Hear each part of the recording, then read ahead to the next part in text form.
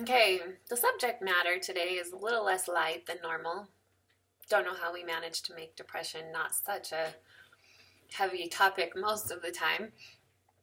But for some comic relief, we have Hulk in the background. And Hulk has a Spider-Man costume underneath his Hulkness.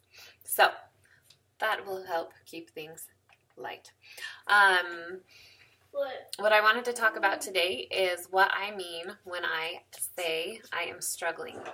So sometimes people ask how I'm doing, and my insights just tell me to respond honestly and tell them how I'm doing. I mean, maybe not in the grocery store when somebody says, hey, how are you doing? But when a good friend asks, or a loved one asks,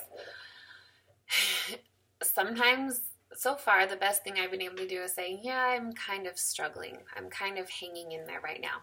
And I wanted to explain what that means, so I don't have to be so vague.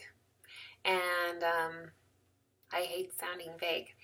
So I've decided to read to you a few things that I have written to try and express what it feels like.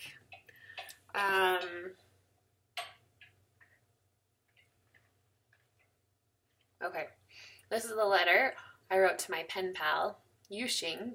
We have been pen pals since we were 9 years old, and we found each other on Facebook after 15 years. And we still write letters to each other. And this is something I said to her a few weeks ago. I've come to terms with the fact that it's a chronic thing, the thing being depression, that it will likely have an effect on me every day in small ways and sometimes big. It's actually comforting to come to that conclusion instead of thinking it will eventually go away if I just work hard enough, manage well enough. I can have 10 to 12 good days in a row and then it will punch me in the gut. It can be quite devastating. I've learned the only thing I can really do is not fight it, not try to reason with it, just know it is here to stay for a little while.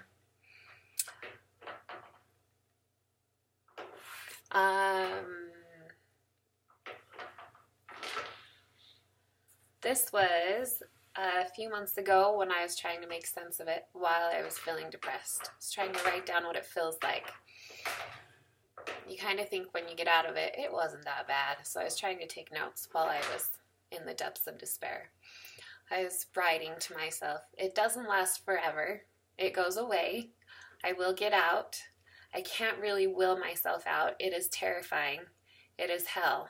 It doesn't happen because I am bad. It doesn't happen because I did something wrong. I know more happiness than I do sadness. It may consume a few moments or days, but it does not consume my life. Then I have a text that I wrote to a friend trying to describe how I was feeling. How are you? When I am in the depression zone, someone could tell me that the sky actually was not blue, that I had always been wrong about that, and I would believe them. It's hard to live with your thoughts and feelings because they are impaired. I've learned through therapy ways to avoid going to that zone or how to not freak out so much when I get there. I try to think of the people who care about me and trust that they do. This is a day in and day out kind of thing, and I have learned I can't do it alone. And lastly, this was just last week. I was furiously taking notes on a piece of paper in my purse on how depression makes me feel. Mom. And I think it's... Hey, Mom. Yes? The pumpkins are singing a song named Yanni. The pumpkins are singing a song? Yeah, named Yanni. And they're yawning? Yeah. I saw that. They're by our door.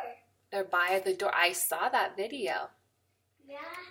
They're yawning in the door. Oh my goodness.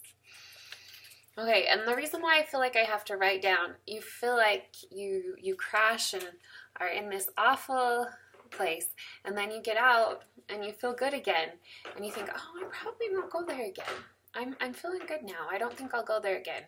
And so when you do end up crashing into another episode of depression, it's really devastating.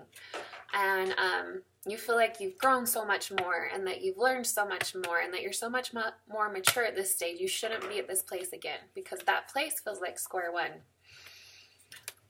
Depression. When I'm depressed, I can't process that people actually care about me. I feel intense shame or embarrassment over social situations, even when they aren't even awkward. So I obsess over things that I say to people in social gatherings or things that I text to people. Preoccupation with whether or not I'm a good person. So, I want to end with the letter that I wrote my friend Yuxing, to just kind of wrap this up and put it in a happy place. I told her, anyway, in your letter, you said you love me however you find me.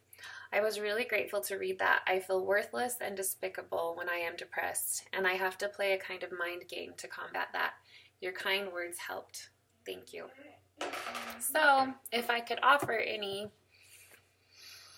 suggestions of how to help someone in that spot, just let them know that your love is unconditional, because they're pretty sure they don't deserve it when they're depressed. And that's the best I have to offer today.